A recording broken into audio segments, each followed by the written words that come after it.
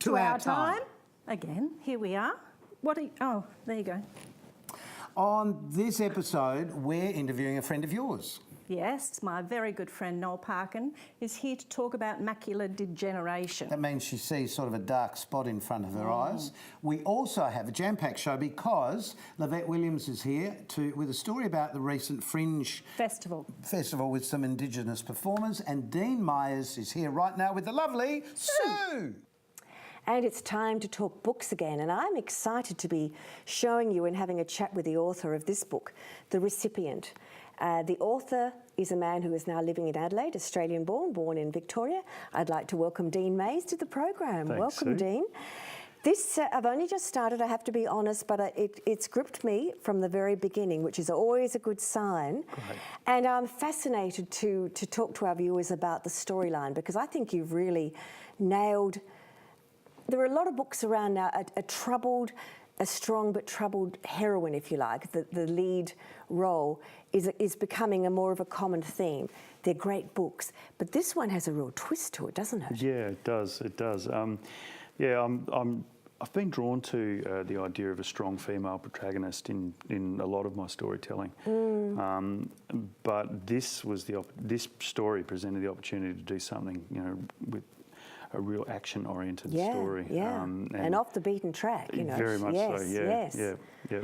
And your work in ICU, you are officially an ICU nurse. Correct. Working here in Adelaide Hospital. Yep. So you've got the medical background too. So medically, this should all be sounding very authentic. Yes, yeah. A lot of this story was constructed from a lot of research that I did in the very beginning, particularly around transplant surgery and the transplant journey for both the recipient and the donor. So by doing that research, I was able to sort of really construct a convincing sort of story.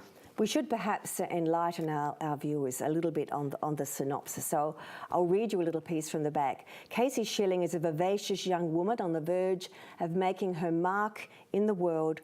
While backpacking, she's struck down with a tropical disease and suffers cardiac failure. The story goes on. We won't continue, but at the 11th hour, in a life-saving operation, she's given a new heart. And that's where the story becomes very, very interesting.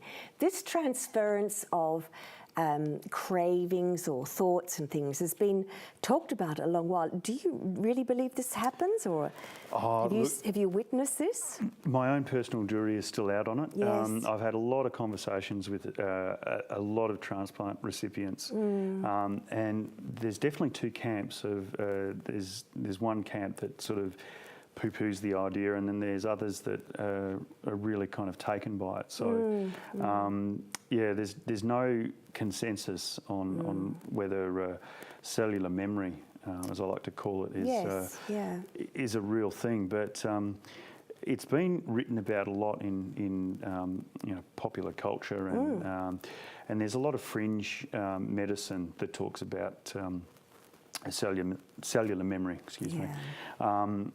But I think it's just a great storytelling device. It's a fabulous storytelling device. So this young woman, Casey, has the heart transplant, and this happens fairly early in the storyline. Yeah, so the story opens. What happens to her? What is the effect? Well, we pick up the story 3 years later, and by that stage, Casey is basically a shell of her former self. She's agoraphobic. She hates out the outdoors. She also has horrible nightmares, which she goes to any lengths she can to stop herself from sleeping. And the nightmares that she's having is of her or what she thinks is her being attacked, on a dark road in the middle of the night. The nightmares get slowly more violent and slowly more disturbing to the point where there's a critical moment where Casey actually breaks down. And she's basically forced to confront this thing that's happening to her. And from then on, she makes a discovery that her donor was a murder victim and that the murder remains unsolved. And the nightmares she's having aren't actually nightmares, they're memories. So, Ooh, what a story. Yeah, What yeah. a story. Amazing. So in order to, I guess, regain her sanity, she decides to take on this unsolved case. Yeah. To work out who was the murderer. That's right. Yes, yes. And yeah, she sort of finds herself quickly drawn into a fairly deadly conspiracy. So Now, you mentioned here that I've read that you've brought in something to do with the refugee crisis here in Australia, or the refugee situation. Yeah. How does that tie in with Casey? Certainly makes it very topical, doesn't it? it does. Yes. It does. I can't say too much without giving Oh, okay. We don't. No spoiler alerts. the plot away. Okay. But what I will say is that that obviously the refugee crisis that exists here in Australia, you know, it's in the news every day, and I got to a point when I was writing this novel where I was looking for a reason for certain things to happen, and I struck upon the idea of, well, what if you know, this group of people were taken advantage of in a way that that could have some fairly dastardly things happen to them. So, wow. Okay. But I'll have to let the readers delve into we the have to novel. read more. Yeah. Now, tell me, this is the third book you've written. That's right. And the other two books, The Hambledown Dream. Yes. When did you write that? How long ago was that? Okay, so The Hambledown Dream was written in 2009. Yeah, yeah. And the story behind that is that I started publishing that as a blog because by that stage I'd virtually given up on the idea of ever being a published author. Really? Yeah, so I had this burning desire to tell a story, so I got out there and I started up a blog, and all of a sudden I had this following that were tuning in pretty much weekly. Wanting to know what was going to happen. To see what this evolving story was. And one of the people that tuned in as such was the woman who's now my publisher, Michelle Halkett, up in Vancouver. Yes, so she saw something there. She saw... Yeah, she did. So have you always been a writer? On and off. I sort of harboured this desire to be a writer from a very young age, but you know, you get into your 20s and I was nursing and I was sort of fairly Earning focused, money, focused things on like my that. career, and Yeah, then yeah. there was children and you know, Yes, marriage and children, and Yes. and I guess I got to my mid-30s and that was when I started to sort of revisit the idea. And That's wonderful. yeah, I think this book, The Recipient, is going to be very successful. In fact, my gut feeling is that this could make a wonderful movie. Wouldn't that be wonderful? Oh, you wouldn't have to nurse. Well, you probably enjoy your nursing, but you know, I mean, to be a published author and be a successful one would be a dream come true, I expect. Look, there's no doubt that there's a certain attraction in that idea. It's a very competitive marketplace there today, though. You know, Yes. out there. Yeah. You know, there's. But this is original. This is a very different kind of story. I'd like to think so. Yeah, for sure. I haven't read anything or heard anything like it. So I think for our viewers, it would be a wonderful book to have a look at. It's called The Recipient, and you can see the heart. It's very memorable. In fact, I really like the cover. Dean is an Australian man, lives here in Adelaide at the moment, but grew up in Melbourne. And I'll have a look at your other books as well. The second one was... Gifts of the Paramount. That's right, Yep. yes. Yep. So hopefully our viewers will have a look at some of those as well. I hope so. Yeah. Thank you so much for coming into the program. I wish for having me, well. Sue. When will it be in the bookstores? So it comes out May 2nd. May 2nd. Yep. Yep. And so we're doing a lot of pre-release media and the like. Yeah, and wonderful. hopefully getting the word out there. Thank you so much for coming in. We'll be you very back much. after the break with more of Our Time, and Malcolm and Janice will be talking about macular degeneration.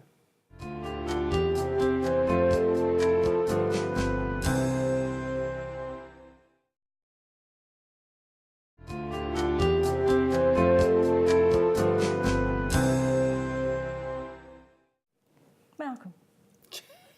Yes. Don't you love that?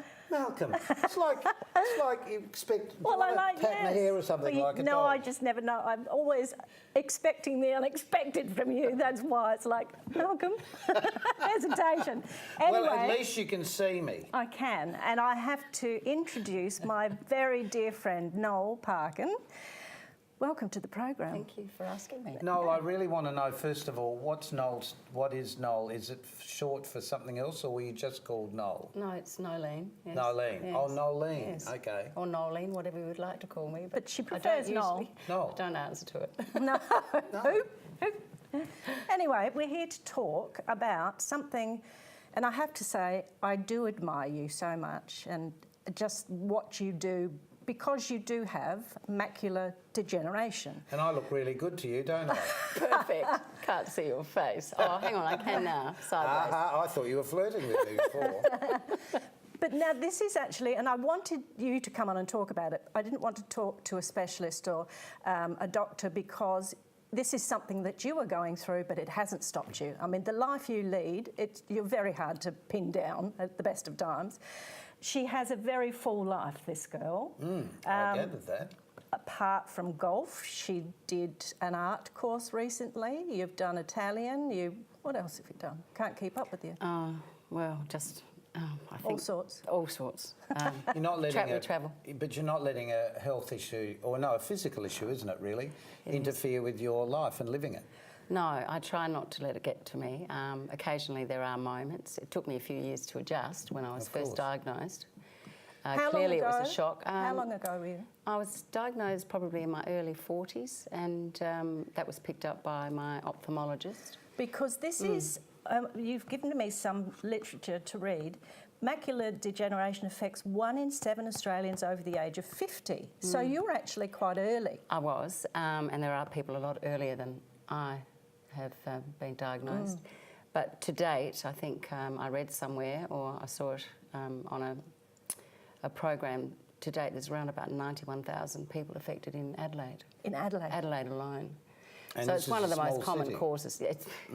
Yes, so that was last year at Macular Degeneration Awareness Week. Which is coming up next week, actually, the 22nd to the 28th of May. No, it's at the end of May, yes. So that's something to look out So, for. Noel, how did you first of all actually realise that there was something wrong? What were the symptoms Well, to it was you? actually very scary. I was seeing double. So driving in a car or seeing 2 golf flags, which was serious when you're approaching the green. I saw that and I thought I was going crazy. And then I said to my husband, there's 2 cars on the side, there's our car and there was another car on the side of the road. On oncoming traffic, there were 2 cars coming for us. So I thought we were going to be have an accident. We were driving to Canberra at the time. So needless to say, I had that checked out very quickly, and that's when I got the news. And so I had to wear prisms on my glasses to stop the double vision, and I stopped driving at night, so I haven't driven at night for about 15 or 16 years. Can't remember now. But she Everything does would still be done. drive. Yes. But I'm still allowed to drive. I'm still legally allowed to drive. Only if the weather is right, though. Right. It's I when she choose the feels days. I Yes, choose the to feel days. comfortable. But you, because when you look straight at somebody, you see what, like a black cloud? I see darkness. That's one thing I can't identify very well at all. At your distance, I see black faces, which is very frustrating. I'm an extraordinarily handsome man.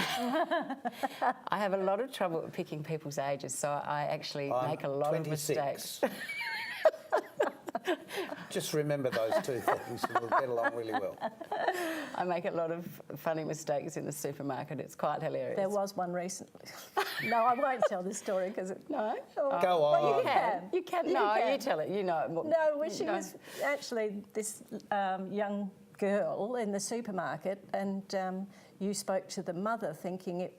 No, you thought it was the grandmother, and it was I thought it was actually the grandmother. It was actually the mother of the child and the father. But they did say they had a late start, but they were still really not the age that I thought. But I you thought know- they were grandparents. But you've got the right attitude, haven't you? Oh, you have to can't laugh. change it. No, I can't change it. I can't cure it because there's no cure at the present time, but they're doing a lot of research. There's things that you can do, which I've brought in. Well, Yeah. I think this is brilliant. Well, first of all, this I think is That's amazing. my favourite thing in the world. Because you love golf. I do. So instead of a white ball, I use the yellow. I've chosen to use yellow, and there is an orange ball too, but I can't use that. But this is the one that I can see the best. you can see the best. In most conditions, yeah. That's brilliant. But here, I'm most impressed with these. That's I play another bridge. thing Well, that I you play do. bridge with my friends. Oh, the Not wrong way very round. well, but I play bridge, and they're the cards. And the cards are quite large. Can I open the pack? Sure. Fully open the pack? course. Just keep talking over Yeah, mine. no, there's also, what else did, oh, this is Oh, it's a magnifying magnifier glass. that I use at home. I don't take it out with me. It's a bit too cumbersome. Well, but it is, but usually, I mean, if we're out together, I'll read the menu for Yeah. you or somebody. Well, that I've you're actually with. just discovered another thing that's really great fun to do. So I take photographs of menus now and enlarge on The my writing. iPhone. The iPhone's been the most wonderful invention. And you've also got, I think it's happened to me. I can't see how to get the... Well, I think you better see your local doctor. I just wanted to show... Well, they are. The clubs here are obviously that size, but they would look different on the other cards. But I can't open the back. Well, then you have got a problem. But There's no thing on the it. thing I have problem with in bridge, though, is differentiating the colours of the black and the red. That is a problem. So the girls call the cards Do they? for me. And I Right. have a special light. give up on that one. You have to give up on that one. And No, I think this is brilliant. I just like this because... Hello, hello, hello. Dr. Cluedo, is it Dr. Cluedo? Isn't it though? I love this. I got it the right way round so that you can see. That's and It's it's got very light in useful. it. That's the. That. I know. Can you see that's got a light in it? I have So, one hello. in most rooms of my house because if you have to find something, you have to find it in a hurry. I think that's frustration is the biggest problem with this disease is I want everything yesterday when you're looking for something. And so if you need to read something, it has to be done. So I have trouble with my paperwork and reading. So that's why I do audio books. yeah, we're in I the belong same to a book club together, but Yeah, so I What do about- audio reading. Right. What which is about great. on the computer? I have a large... at the large lab. I'm lucky enough to have a large iMac, and so I can enhance that. And also, this is an iPad, which is quite large, quite large. It is. But I have to tell you, So what you're saying is, oh well, the numbers at the top there are larger than normal. yes, it's yeah. been enhanced for me. But Yeah. I have to tell you, when I first got this disease, the Royal Society for the Blind, I'm actually a client of theirs. They helped me through everything psychologically. I can't begin to tell you how. Whew. Take a breath. Yeah. No, they were amazing, absolutely amazing. My family have been outstanding, and You know, sometimes, and my friends. Yeah, you know, sometimes, so that's just the thing, isn't it? When you are close to people, first of all, but then the professional people who come in on the outside to help Sure. you often hear people coming out of hospital saying, I can't thank the doctors and nurses enough.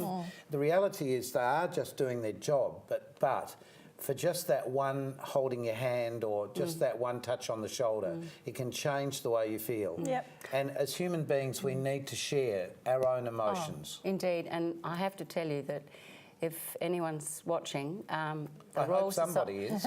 Well, that's it. The Royal Society for the Blind are just in Perry Street, and they are just amazing, and they're all really helpful, and they have care all the time if you need them. You know, if you haven't got equipment, they help you.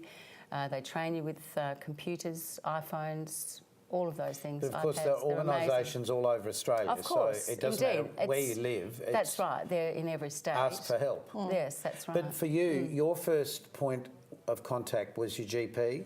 Actually, it was my ophthalmologist Oh, okay. because I'd been wearing glasses, just starting to wear glasses at the time, and they picked it up on the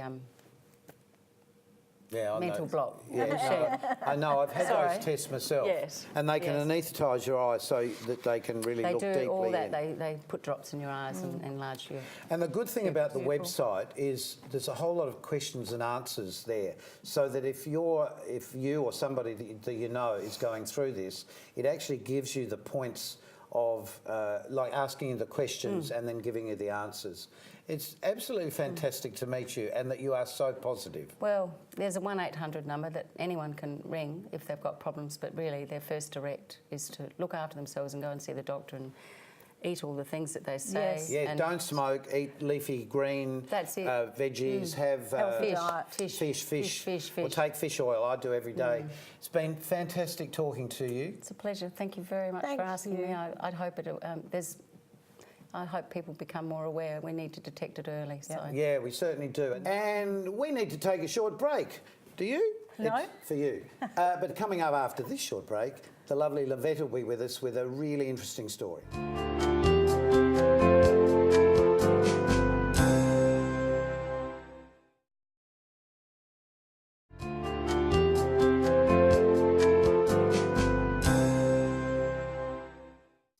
It's fantastic that we have Livette Williams on our program. She's out and about, that girl. Yep, and she's been to the recent Fringe Festival. Fringe Festival. She has. And Well, she's got a story for us now. Why don't we take a look?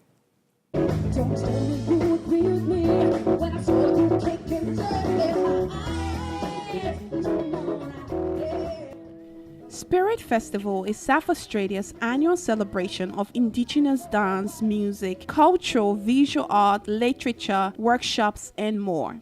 This year, OurTime sat down with some of Australia's inspirational Aboriginal artists who are using their creative platforms to tell Indigenous stories and raise awareness on social and political issues. Kaya Willis is a singer-songwriter and advocate for healthy lifestyles who uses his talent to give back to the community. Kaya said he hopes his music reflect togetherness. The message for me is number one, peace and love, but also, like I always talk about, a little bit of the history as well of Australia as well, and a little bit of what has happened in the past over 200 plus years as well, in the struggles of the past, and moving forward to create a stronger community and a stronger future for our younger generations of kids growing up that might not have certain opportunities in a first world country. So for me, it's about giving back to communities